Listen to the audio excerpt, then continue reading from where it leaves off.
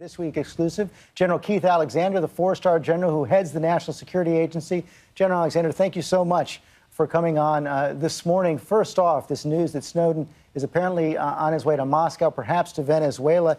To get to the point that Pierre was just making, do you understand why the system did not blink red in a way that could prevent Snowden from leaving Hawaii in the first place with those secrets? No, I don't. It's clearly an individual who's betrayed the trust and confidence we had in him. This is an individual who is not acting, in my opinion, with noble intent. And when you think about what our mission is, I want to jump into that because I think it reflects on the question you're asking. You know, my first responsibility to the American people is to defend this nation. And when you think about it, defending the nation, let's look back at 9/11 and what happened. The intel community failed to connect the dots in 9/11. And much of what we've done since then were to give us the capabilities, and this is the business record FISA, what's sometimes called Section 215, and the FAA 702, two capabilities that help us connect the dots.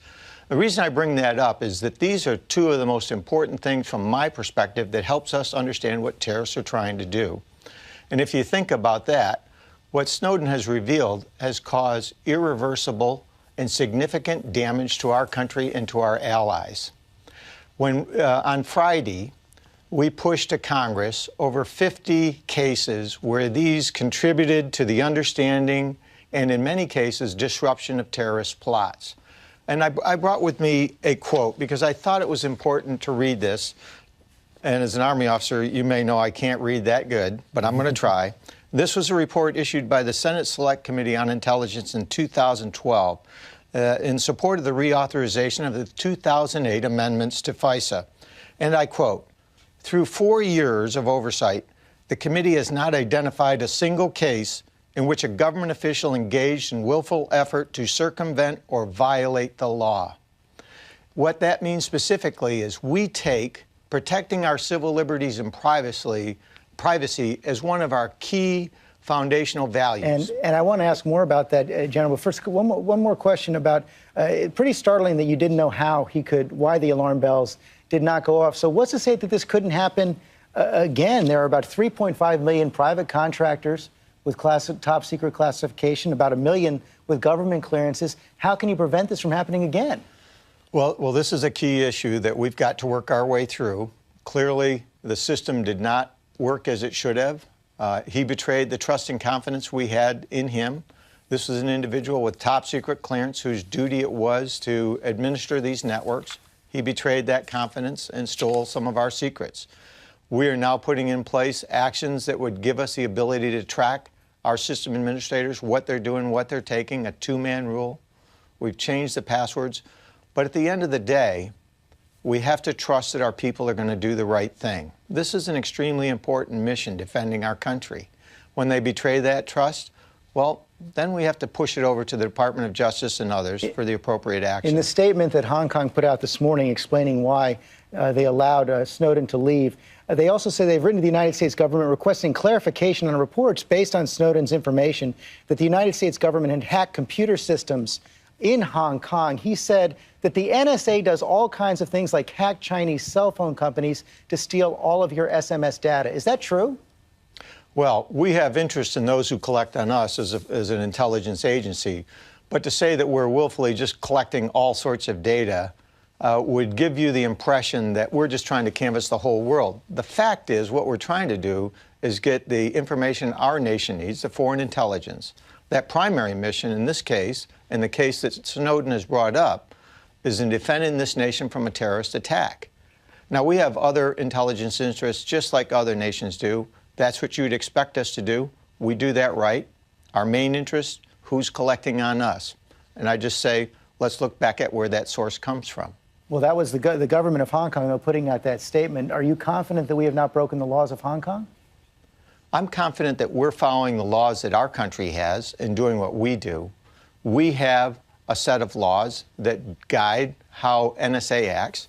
We follow those laws. We have tremendous oversight by all three portions of the government, the courts, Congress, and the administration.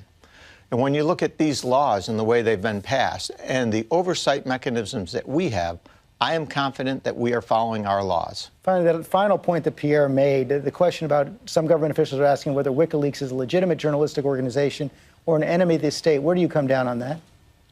I have no opinion on WikiLeaks. I really don't track them. I really don't know who WikiLeaks are other than this Assange person. My job, again, defend the nation.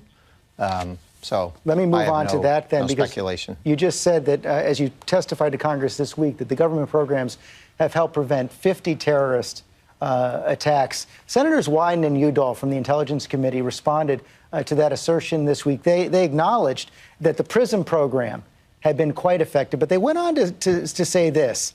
However, it appears that the bulk phone records collection program under Section 215 of the USA Patriot Act played little or no role in most of these disruptions. In fact, we have yet to see any evidence that the bulk phone records collection program has provided any otherwise unobtainable intelligence. Can you provide that evidence? Yes, and I think we did. Now, here's the facts. I think what they put on the table, if you look at it just across the board, across these 50, the business record FISA is only going to focus on those that had a nexus in the United States. And that's a little over 10. So when you look at it, the scope that the business record FISA can deal with is those that are just over 10. And in those, I think it contributed in the majority of cases. It allowed us to form some of the dots. And I think that's key in what we're trying to do. Look at where this came from. And I think you heard part of the testimony on Tuesday, as you'd mentioned. In 2001, Midar, who was in California, the intelligence community didn't know that. We weren't able to connect those dots. So these programs are helping us connect the dots. I think that's very important to have the tools of this. We can argue over which dot is the most important, but at the end of the day, we didn't have enough information to connect those dots. And I think working with FBI, CIA, and others, our job is to get that information. If we're going to defend the information, we need the intelligence to do it. Now, here's the key. I think another important point, George, on this. Look at the information that we're collecting. In 2012, less than 300 selectors were approved for reasonable articulable suspicion that we could look at in that database. So it is a very small set. 2/3 of those are foreign. 1/3 were in the U.S. Now, of those 1/3, note that we treat all phones inside the U.S. as U.S. persons. So in this case, when we talked about the 2009 case of Zazi, he was in Colorado. That is considered a U.S. person. So from our perspective, tracking those people is the most important thing we can do. Here's what's in the balance. Over 50 cases globally, over 10 in the United States, these two capabilities helped us form the dots. I think that's what the American people want us to do. And note that we have not, in a single case, had a place where a government official engaged in willful effort to circumvent or violate the law.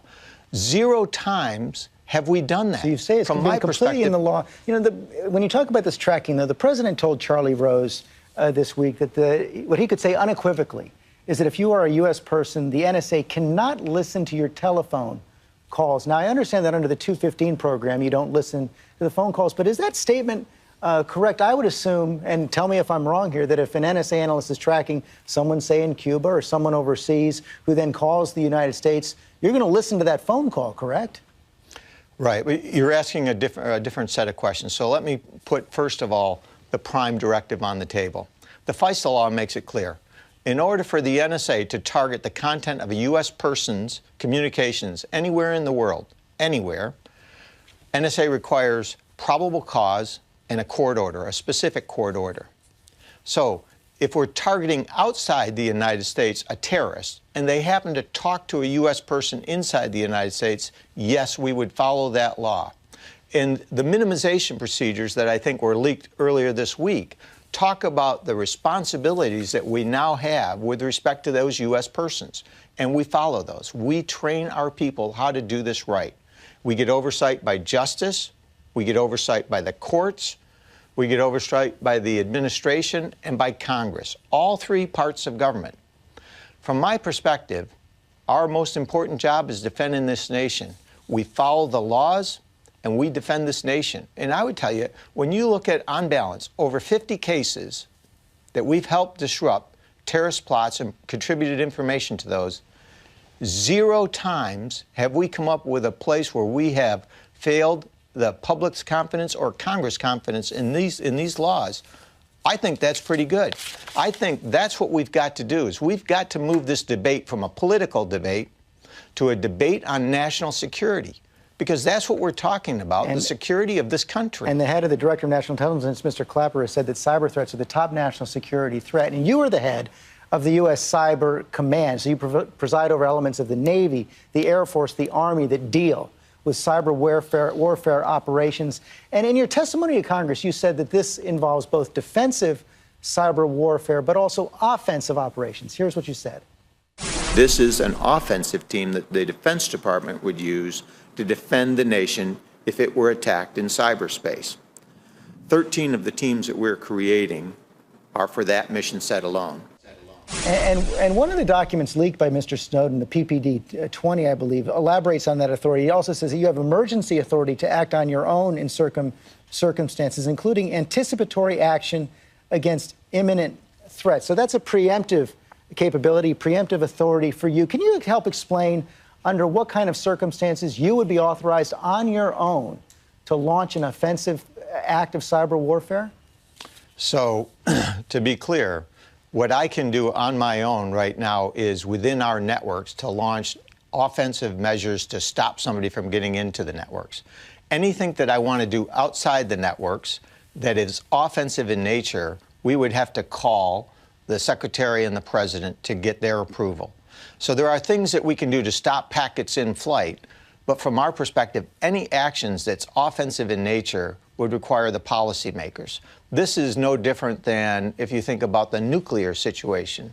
If somebody comes in and attacks a country, what we would do is immediately stand up a set of communications with the Secretary, the President, and the policymakers and say, here's what's going on, here's what we're doing to defend the networks right now and the actions we've taken. And those are described in that as the defensive cyber effects operations. And here's what we'd recommend to secure the nation. Here's the steps we need to take. And the president would have several options. He could take diplomatic, he could take military, he could take intelligence. He has a range of options. We would present some of the options. And then the president and the secretary would choose what to do. They may just call the offending country or actors and say stop, or they may choose else. But that's a policy decision. Finally, the chairman of the House Intelligence Committee, Mike Rogers, was on this program a short while ago, and he said we're losing the cyber war to China. Is he right? Well, I think our nation has been significantly impacted with intellectual property, the theft of intellectual property by China and others. That is the most significant transfer of wealth in history. And it goes right back to your initial question. Who's taking our information is one of the things I believe the American people would expect me to know. That's one of my missions. Who's doing this to us and why? So when you ask your initial question, why, there's part of the answer. Who's coming after us? We need to know that so we can defend this nation. General Alexander, thank you very much for your time this morning. Thank you.